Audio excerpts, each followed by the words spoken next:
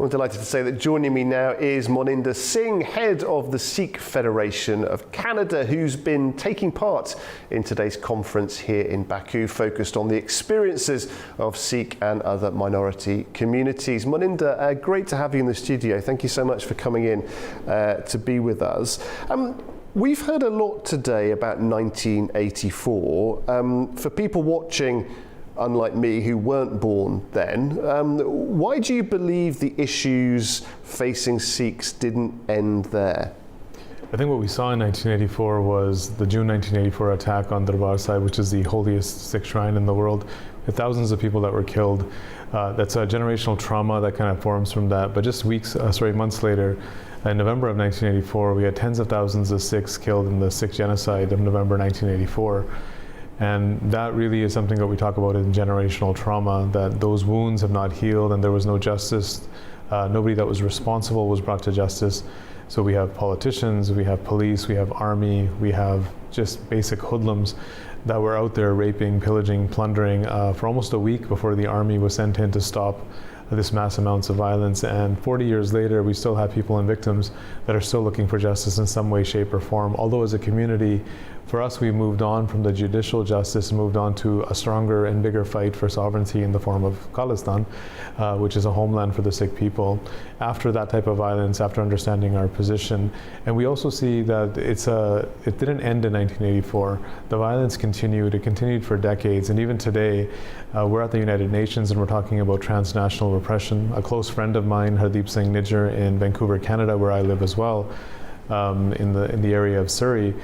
He was gunned down and killed by what Prime Minister Justin Trudeau said in 2023 were agents of the government of India.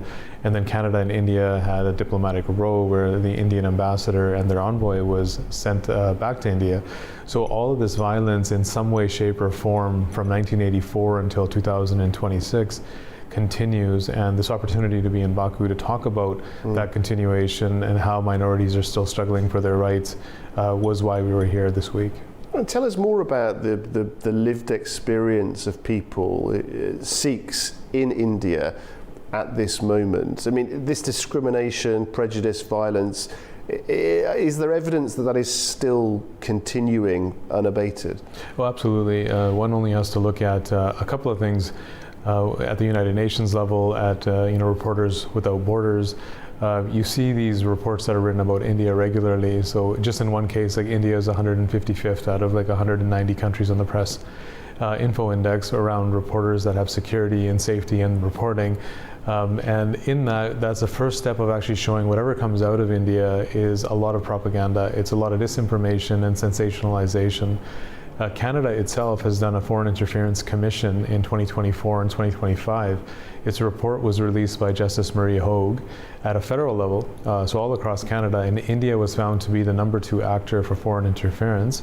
Not only the subjugation of Sikhs in the transnational repression abroad and in Canada, but also meddling in Canada's elections, its democratic institutions, and undermining civic society by implementing certain types of procedures to influence politicians, media, and academia, and turning them against minorities like Kashmiris and Sikhs and even Dalits in the Canadian community. When you go to India, you have Sikh political prisoners that are languishing in jails for almost 3 decades. There is no release for them. We have individuals like 3 young boys, Ravinder Singh, and Surjit Singh, just about a decade ago. It's been a decade, actually. That's hard for me to say. They had literature and books that anyone can own. To make an example out of Sikh activists, these individuals were picked up. They were shown to have literature what the Indian government deemed seditious. And these individuals were charged under waging war against the state, and they were given life imprisonment. And 10 years later, they're still in prison. And there's so many of these cases. We've had over 300 fake encounters of young Sikh boys that are going to school or in college. Just 19-year-old Ranjit Singh, I brought his case up at the United Nations in the March session of the United Nations Human Rights Commission, and I spoke in the General Assembly about him, that he was picked up from his home, he was killed in a fake encounter later that evening, and his body, it took weeks to get back from the Indian government. And then it was very obvious that he was tortured before he was killed.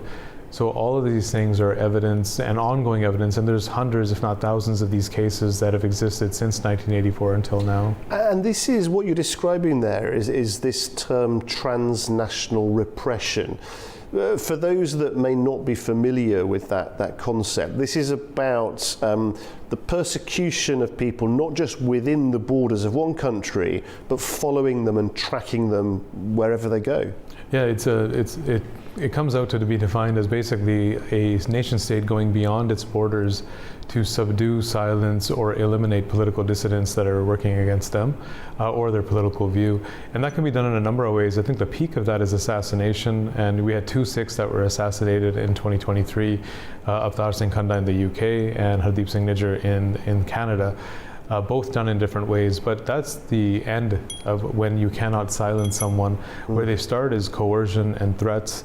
They take activists that live in foreign diaspora. We have almost 5 to 6 million Sikhs that live in the diaspora, and approximately 25 million Sikhs that live within what is now present-day India, primarily in the north, what we would say the northwestern region of Punjab. And we have a lot of family back there, most activists. So what we've ended up seeing is that if you're vocal against India in diaspora communities, they will go to your family members in India and harass them, torture them. They will pick them up, lay false charges on them. And we've seen family members of activists go to prison for 5 to 7 years without charge under anti-terror laws. So there's a real issue that when you look at transnational repression, there are many ways for people to go silent. Their ultimate goal is to silence people that are outside their borders, whether they do that through coercion or threats, or they get to assassination. They're willing to do anything. Moninder, I just wanted to understand a bit more about this issue of self-determination. So some Sikh groups continue to advocate for an independent Sikh state. There are critics of that as well. Where do you stand on that, and how should we understand that debate? I think the right to self-determination from a global kind of legal perspective is enshrined within the United Nations. So all peoples that are vying for their freedom, there's a legal right there for them to move in that direction where they want self-determination and the ability to basically determine your own destiny as a people. And sometimes in certain countries, it seems as though, well, like, what's the big deal? And why can't we all just get along? And you hear a lot of these like very basic things, but the struggle that comes from people that are moving out of colonization, that are struggling against generational trauma that goes back hundreds of years, and also those people that their language, culture, heritage, faith, everything is under threat from a very large majority. Sikhs are 1.8% of the population of India, and there's 30 million of us. But you have a country of 1.4 billion people, so we're a very small minority in that sense there. And you have Muslims there, and the Muslim population in India is almost 200 million plus. But yet they're less than 20%. They're around 11 to 12% of the total population. They also suffer from a lot of physical and emotional abuse that happens in India as well. So when we look at self-determination, the right for people to be able to separate based on the fact that they were trying to preserve something, they're not trying to destroy something. And we had a saying from one of our human rights activists who was actually made to disappear in the mid-1990s, that just because I want happiness for myself doesn't mean I want sadness for you. Just because I want a home of my own doesn't mean I want your home to be destroyed. And I think we would go by that, and that was by Jaswant Singh Kalra, who made his final speeches actually in the diaspora, and within a month of returning to India as an activist was picked up and never seen again, nor was his body returned.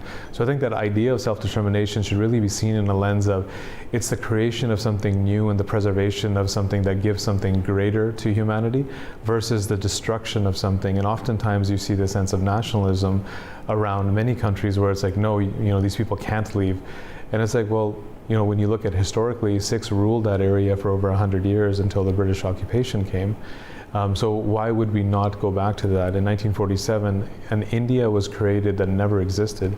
There was no such thing as India. It was a federation of states, almost like the European Union, for example, that existed somewhat peacefully and coexisted. But Punjab in our region, we ruled that from the mid-1700s to the middle-1800s. And when the British left, it was turned over as a British project to an elite group of individuals. And then we felt that we were trapped within a system that would discriminate against us, and they very much did so.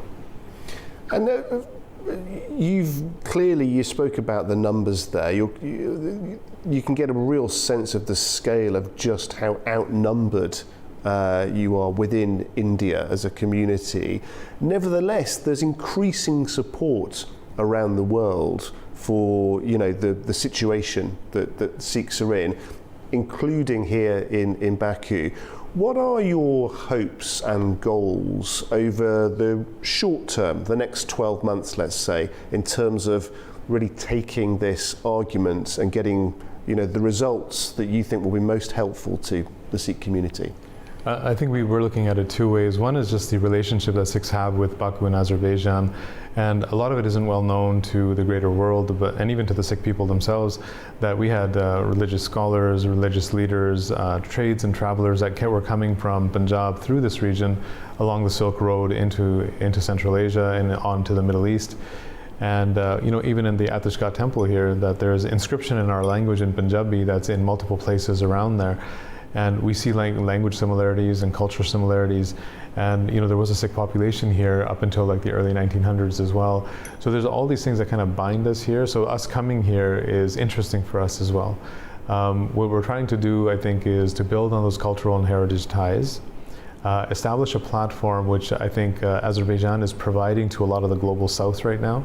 This has become a hub of activity in Baku that we've seen over the last several years, where countries and people from Africa that are working on decolonization, those that are still under colonial rule in some way, shape, or form, under the French or the Dutch, they are also arriving here to talk about their issues. So it's actually providing the Sikhs a similar opportunity, that we're able to come here, take a platform. Us being on this show, for example, are things that are global platforms at the end of the day, where we get to talk about real issues that oftentimes get lost. And people get lost, and entire communities and history gets lost in the same way.